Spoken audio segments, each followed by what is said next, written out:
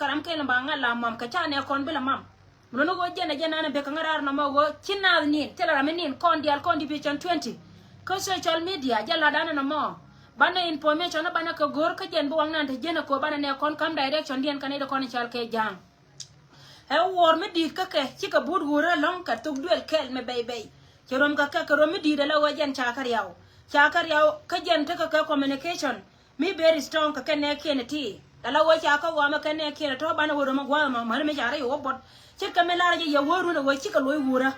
chana bela landa ken tama tel me nyoko na kamela ko na ko anta me point and platform no .tv cha ngai wo jen golat kenyin ai wo diartin muno wo jen bala roja ke par bol ko ngai jaro jare ne pel yene dial ko no ling yene min ci roda wole ka kamenan te tele chwet ka ke dum do wo ci jen na ban la wotin pe kon ko wo bana information na bana jalar ne kon bana ne kontin kon te pin bana ka kam information ni and wo ken pain ken be ka te jena ci ga yene do kontre duar ka nyirol county tai jena ko wajen ci gwa ke ko wakan panken biga jal ka jan gwa ma wodi na ray roba dan aka ci ray roba la go ka ci nak pet ken ne wuro mi chal ka ma kal ko na ka ci bela go ci ne de pet na ma jen information ka ma kon ka we ka ne kon ka pes min dong den ne me balar do mi chal ke dina ma roy mi te jena me awe ka brother dina ma roy en go social media ma da kontina ngai koro da no nga kor me metere no war metela gwa ken kor no war dial me che rom ka jen duan ka pa bakel kine dial chonkel ke duan nore dial kontaran ka loch mano ko ne ko ta ka wesen wol ta ne chonkel ke duan ka wodi lo ko na ka information ni lo ko duan ka char ka wajen der mulen muno go jin roy na la de menan ka social media roy me je me jin ko roy ta men ci lat roy me je ka wodi ko la de je won kan gatin ko na chal ka ga dinai ide ka linga ko re duan ci ko da na an duan ta me ja liu ke na kana nare miti ka social media dar mi chal ke US titin gwa titin ka tel information mo gwa dir mada tit lar ku to kona ladi ko wata to ka kana kona da ka nori ka lakin ko nor western world te ka me ku kona na nor to kona te ping te la ka tiel ko wo nga ka ne nga jel ka kel do an che nga da ne che tuon wajen point le cha na re yan ma chine tin kona chal ka gan nye dwan chi ko wo gan nye dwan chi ko wo so chi ko wo la wo ken point ken chi ko won to mi wakan ne ken wakan kan loka waka kiyama na ken riyam den ajaro ina ngoro wa ballar jina mo ay check wo jin la to kono la de ci la to go na ti lis chu ka lele la wo mi jini chu men ka donga be ka nyen e donga ba kor ba ter kana nyan kor kana nyan nei to kono to gwada mo kana nyan chu kana lar kai chu ra ka ra janga me change me joga tor ga ngi jin chwer chu ra ka je me lo no won ta mak ba ga jugo yela jang ci nei ba go yela gat gwal doñ mi lo ni ci na de ka wo chu man ka so kami jin jang my dear brother bini be weli bara mo chalo dar gwal dina ga kama ray nuore kelio tela da made jala wala nya ka kamelat ke kan ka dun kur ka kan ci ga jilla ka ajeno kula ne ni la wajela na ya jogo kan mete kamelat ke kan ta ja non karar ka cha ja gong nas please and please la la to kon la di ka la ti je kan ite list ka liang dien mo go yela wo go ka ji che go wo bi ray ka chono ka baji jo please and please chura nyoko mara ya kacho loka lawa dunia na lat ke ken mecha katia mecha lawa jen cha ye boy ka bwar yen ji gwal dan che ngada ka joy te cha dor mecha ka naser cha jang da cha joy no jani mecha ye boy ka bwar ken tele mai kale la to ba wa bela wata ka gan min nyon mecha law ci ka wa nyon la wa jen cha ga dan cha ka moy ka bwar ken tele mai kale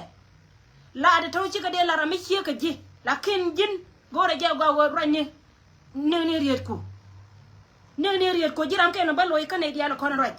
ko wo jin wut kan won ko ta wan kor en tama to to dane ga nye tin cha da be aga ti cha da dwan ka kel ka chien hardien kan jang mo ngoda kan na ser mani en tama ma rai to dana mani ni en tama ja kan na ser kana joy kan na ser ga dwan ka chien nyan ka ke ada ka duar chika liu kel kana ra ken changa pana jena kola jone de kono ko ka malat ke ken go ka baro dun chuan wunu liu ka ken so ngan barar ka kuidu wa please la da kono la di chika go kana de list la da kono la di chika go kana de list mi cha jang no mel wale duan ala wo cha na mo ka bwar alo chada kum togdo chura nya ko ra ke nya lo ka so baro yino ta ba lar jino so jaro ina lar jiro mi chika wono yene dia la kono to gwada me ko mala ta kel ka yela go warne ne kon ke message jona ne kon te dor me chal ke nyirol county ngan min diar ka ngalon ke na me ke du nyiral che wo ko je wa gari ka domne dum do wa to kon jel ka kan tame cha wa to kon kula to ko kor cha ka gol ko kan jel ka ke la gad chengla ko re dan ba ko no to kon to gwa ma no ko ro ko ajani ci kula pay to tame kan kuma fela ay wo ko jen che internet ne dial cha ku pay gan tame ajani ne internet no ko aka la gawo min ga kan ke ku ko wo re dan te kan ni ko na ko aka kam direction na ken Raidan te kaneti tumoy kanas ka direction ka kuy ka miche ka wona baye gyowo anta me do banan taga taga tila ja golke kwa korte kor la ja gorke ne ne tin nyinga ka me cha ko wor yawo ken ne tin kono wa kar yawo ken ta ngeni ja gwama wata na an kuy ma ka lewo wene rol ci anda cha tede che kap ka manga jana ko le joni yedi ko waka na tama waka ka jongna ko gorka je de ga de ko ye pinya ken so jaro ina no gora na ma waye ne de kono ni chal ka general county waye dobri yang ci entam wadun wait to uncle ala dob chara me doang ajen gwada na chara la chang tin tama ka tin tama re roba dan ka mi tina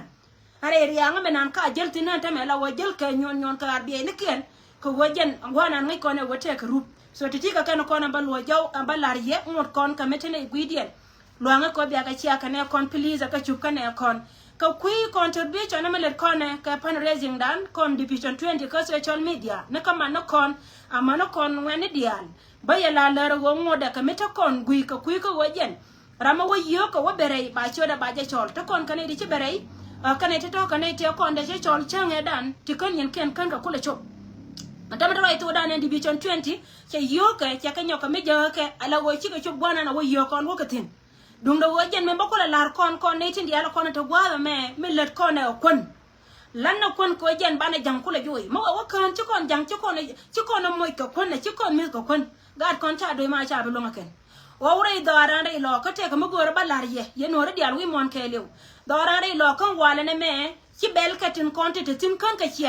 bel ci ka ka cha me kai ala wo jena ne yena kallin yena kan ne kon dial kon tin cha da wani dial kon te ka tin melar ka je kan ci ne chop ko be ka kon chu nei si wo jena te lo gwa ma kan je kan yen kon la mis ko kon kel kon no re te ka tin dun wo re do ri kon ni kon chal ke no re ku ma wo re lo ko mo wala te ke bo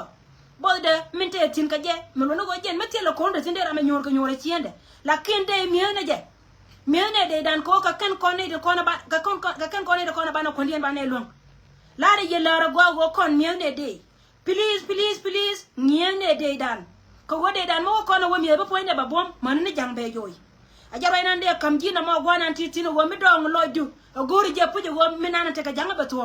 lana la do jira matina na munda mai do ka ko wodi ko wajin bi duna mata ora te ka jibi mun ku ngayen bo ka baji kam di teletin content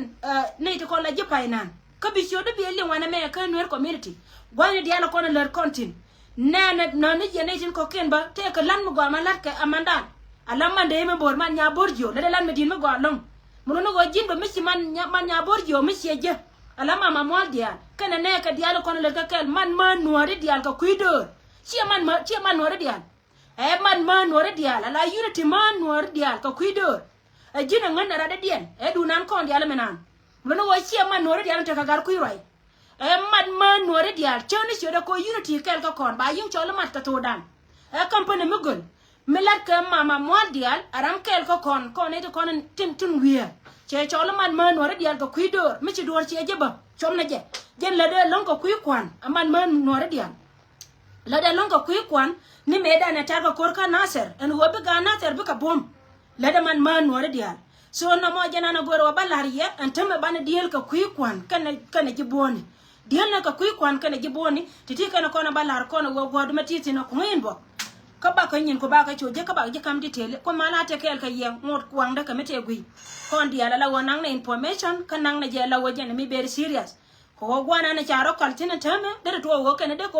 wo ka do bala do gan